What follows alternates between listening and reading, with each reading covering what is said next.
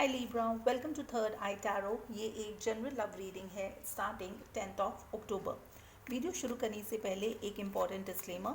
Video में बताई गई सारी बातें एक जनरल लव रीडिंग है, तो आप उन्हीं बातों को ले जो आपके साथ रेजोनेट करती हैं।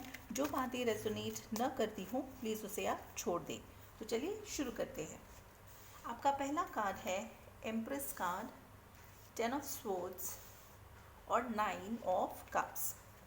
पर्सन बी का पहला कार्ड है justice card, knight of cups और जजमेंट कार्ड।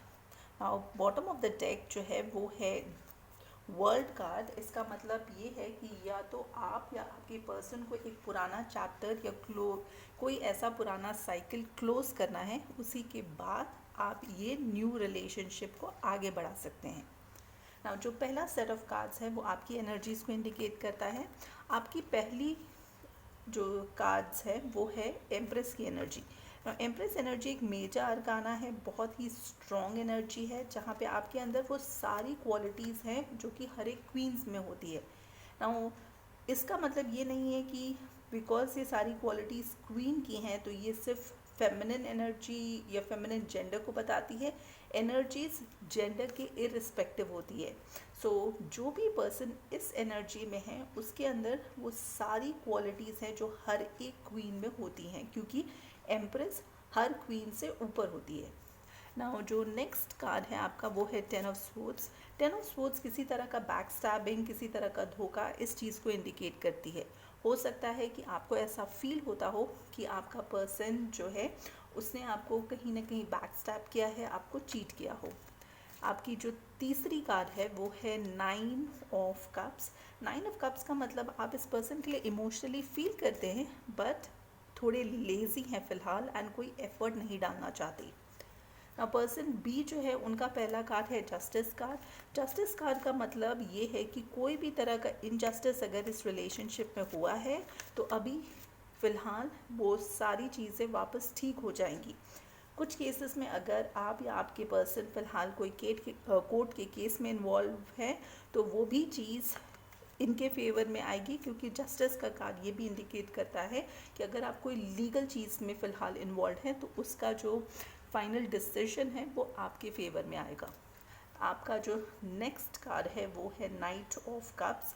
नाइट्स की एनर्जी बहुत ही अनस्टेबल एनर्जी है, बहुत ही रश्ड एनर्जी होती है।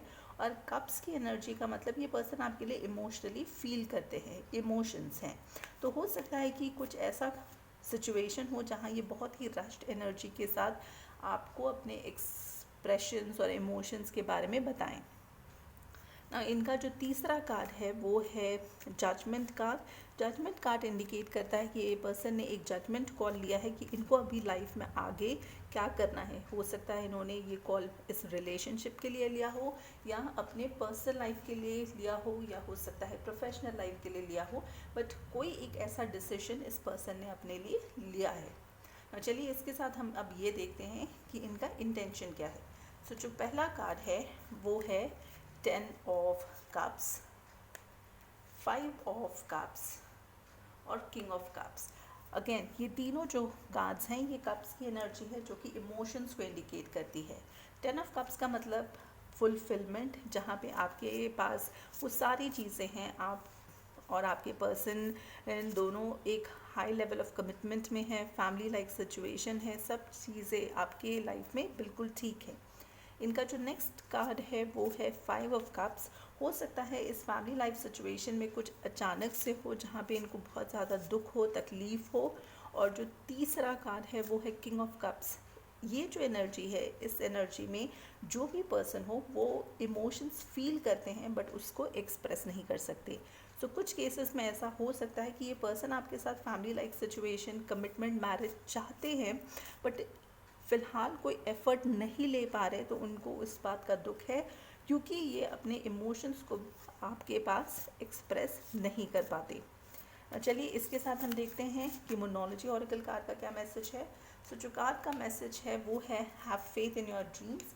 इसका मतलब आपको अपने ड्रीम्स पे फेथ रखने की ज़रूरत है। और चलिए इसके साथ देखते हैं कौन सा क्रिस्टल है जो आपकी मदद कर सकता है।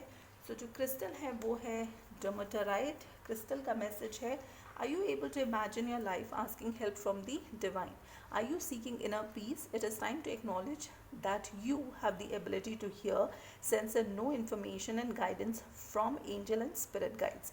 Realign and develop your spiritual awareness. Objectively observe patterns and behavior and shift. इसके साथ यहाँ पे आर्क एंजल रिजेल, उसका भी एक मैसेज है जो कि मैं आप सभी के लिए डिस्क्रिप्शन बॉक्स में डाल दूंगी, आप वहाँ से पढ़ सकते हो। अगर आपको ये वीडियोस अच्छी लग रही हैं तो प्लीज़ लाइक शेयर सब्सक्राइब करें, hit that bell notification, and जैसे मैं हमेशा कहती हूँ, stay safe, love yourself first.